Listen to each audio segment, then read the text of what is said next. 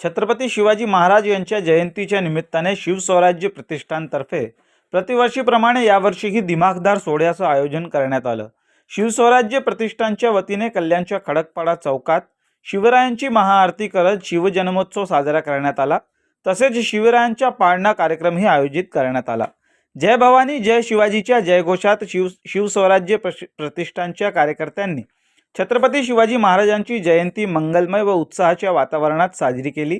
यावेळी शिंदे गटाचे जिल्हाप्रमुख अरविंद मोरे, ठाकरे गटाचे शहरप्रमुख सचिन बासरे, माजी नगरसेवक सुनील वायले, आमदार विश्वनाथ भोईर यांचे सुपुत्र वैभव भोईर आदी मान्यवर उपस्थित होते। हा दिमाखदार शिवजन्मोत्सव सोहळा पाहण्यासाठी खडकपाडा परिसरातील नागरिकांनी देखील एकच गर्दी केली होती।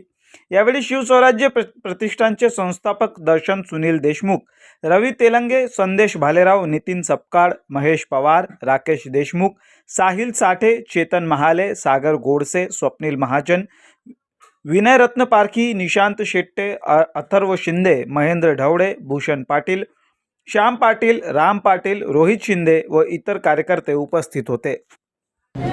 गेले 11 वर्ष म्हणजे हा 11वा वर्ष आम्ही शिवस्वराज्य प्रतिष्ठानच्या वतीने खडकपाडा चौकी ते शिवजयंती उत्सव साजरा करतो। अनेक उपक्रम या शिवजयंतीच्या माध्यमातून आमच्या शिवस्वराज्य प्रतिष्ठानच्या माध्यमातून आम्ही करत असतो। त्यातच आम्ही शिवजयंती अतिशय थाटामाटाच्या उत्साहात आणि हे जे आमचे सर्व जे समाज बांधव आहेत, ते सामाजिक क्षेत्रात वावरणारे सर्वच, कल्याण शहरातले, राजकीय क्षेत्रातले वावरणारे सर्व लोक यामध्ये सहभाग होतात आणि अतिशय एक उत्साहात असं कल्याणमध्ये ही शिवजयंती ते साजरी करतात। अनेक वेळेस आम्ही ते वेगवेगळे उपक्रम राबवतो। मागच्या वेळेस आम्ही पोहड्यांचा कार्यक्रम ठेवला होता।